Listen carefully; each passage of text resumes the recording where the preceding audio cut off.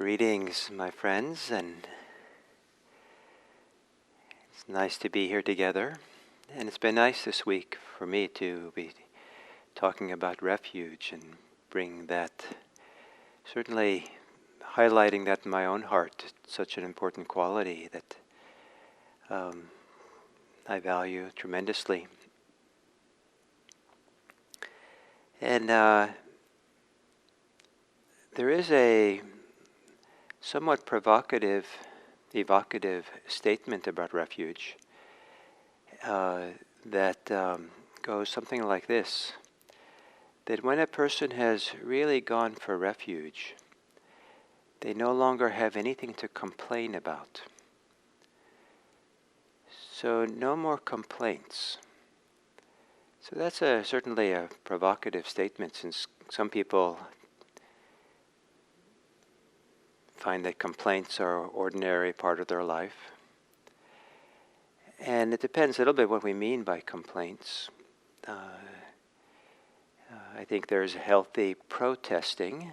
To protest, to witness against, publicly witness is the etymology of protest. And certainly it's Buddhism has a very deep streak of feeling a certain unsatisfactoriness about an aspect of life, especially the way in which external happiness, finding happiness in external things, doesn't lead to long-term happiness or secure, stable happiness. So a certain unsatisfactoriness with looking and searching and wanting. An certainly a protest against social injustice is hopefully a very important part of Buddhism. But to not complain. The word complain comes from the Latin word lament. So it kind of indicates a little bit the. And what does it take? What kind of refuge? What do we take refuge in? So when we sit to practice, no matter what happens in meditation, we don't complain about it. We don't lament it. It's almost the same as not having a problem with anything as we meditate. But that's not quite right either. There might be problems that need to be solved when we meditate. Maybe we need to adjust our posture. But to lament, to bewail, to have pity, to somehow get caught and tense or tight or contracted around what happens. To go for refuge is to trust that we don't have to do that. We can stay open, we can stay relaxed, even as we protest, even as we problem solve, even as we feel something is unsatisfactory. And maybe we can feel it's unsatisfactory to complain, to lament. There's a different way, a deeper way of being with how things are in this world. So to begin this sitting perhaps, if you're inclined, to treat it as a complaint-free zone for these minutes. And to take a posture that supports you to be alert and present.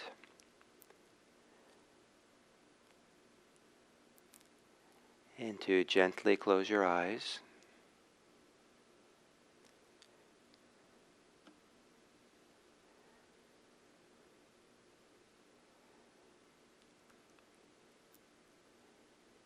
And without much more to do, what is it if you turn your attention inward? Is there any place within, beyond the agitation, beyond your concerns, underneath it all or at the center of it all, where there might be a quiet place, a peaceful place, or a way of being open to experience?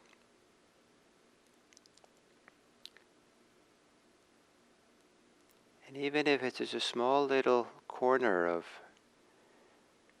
what is happening for you right now, to trust, to offer a deep trust to this ability to be open, calm, peaceful, so that all the ways that you are agitated or reactive or troubled by things is held or is related to from a place that trusts, being open and aware to what is.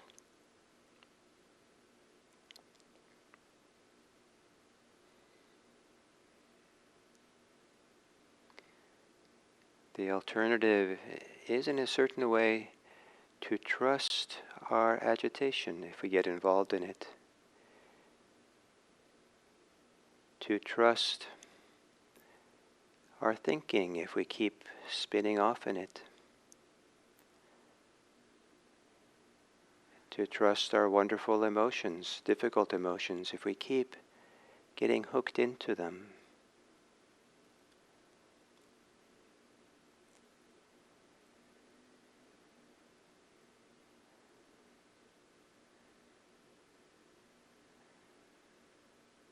And for these minutes, perhaps to trust a place where we just stay quiet and open to what is.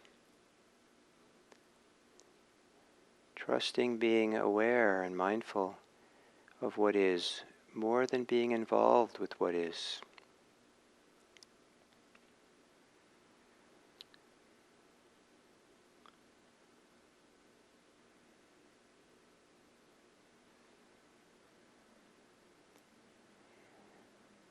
And perhaps having the rhythm of breathing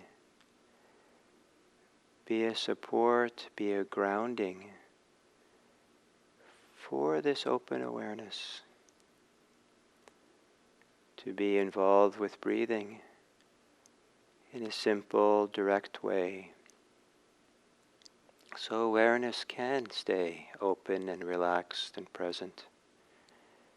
So awareness doesn't get pulled into other things, thoughts and feelings.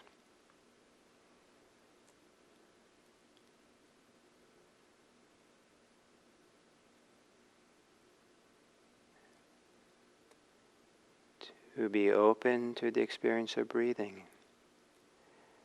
So in a certain way, breathing, the experience of breathing can rest in awareness.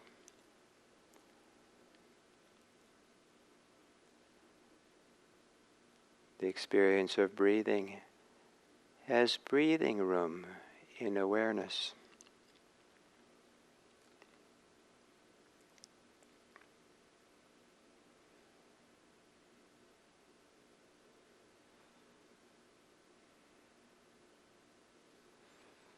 Breathing in and breathing out.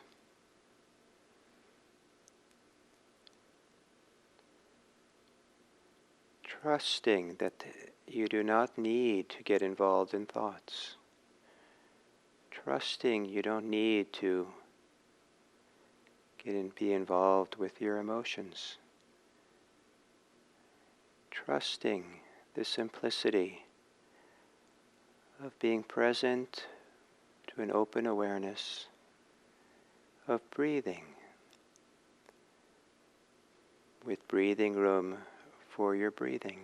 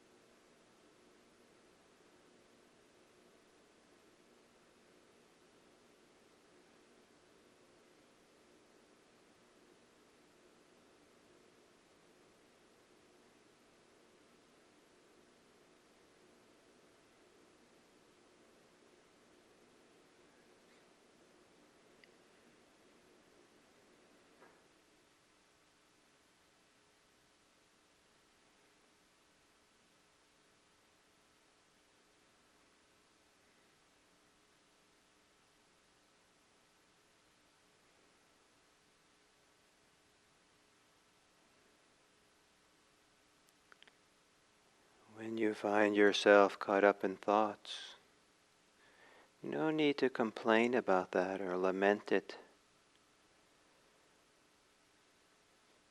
And now don't just simply return to your breathing. Return to the present moment. Perhaps you can return to trusting awareness, trusting being with your breathing. Perhaps you can take refuge in awareness.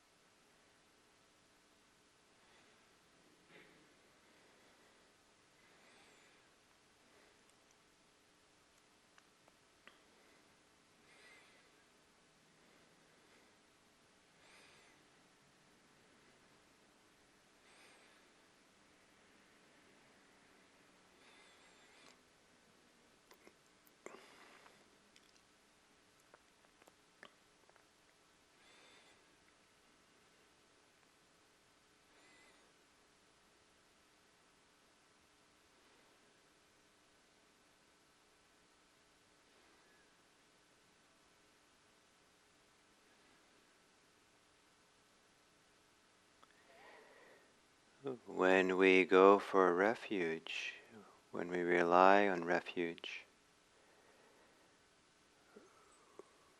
we step away from the things that cloud our hearts.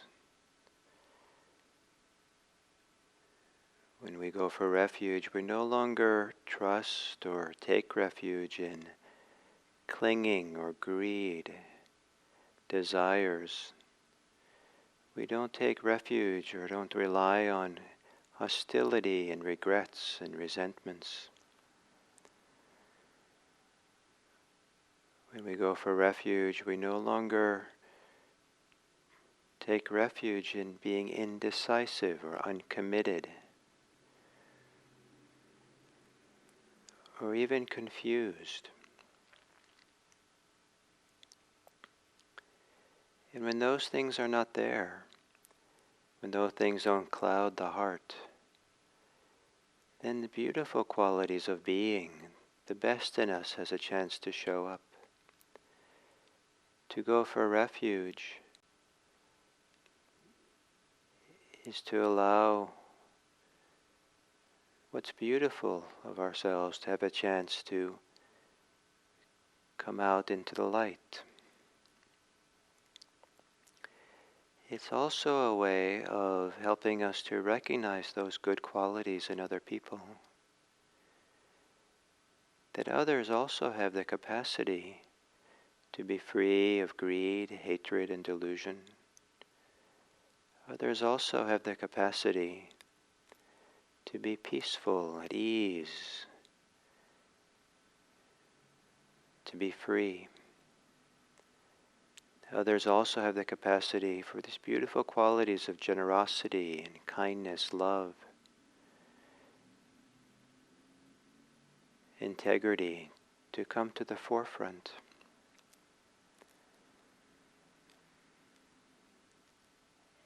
And so one of the aspects of going for refuge is, in going for refuge, to really take the time to appreciate other people, to appreciate what's good about them, to appreciate their potential for freedom and peace and love.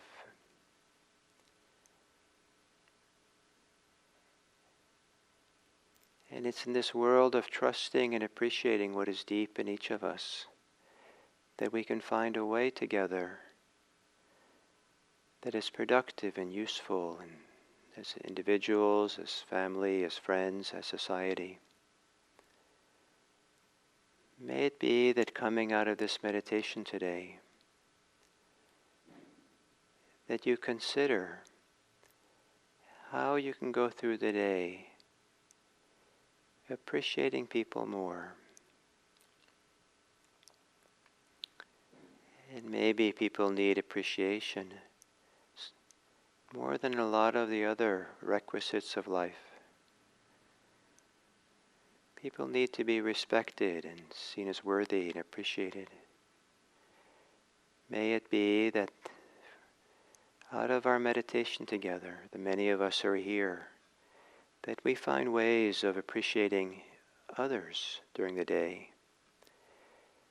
May it be that if each of us can appreciate 2 people, there'll be over 1,000 people, 1,200 people appreciated. If we can appreciate 4, it's 2,400 people.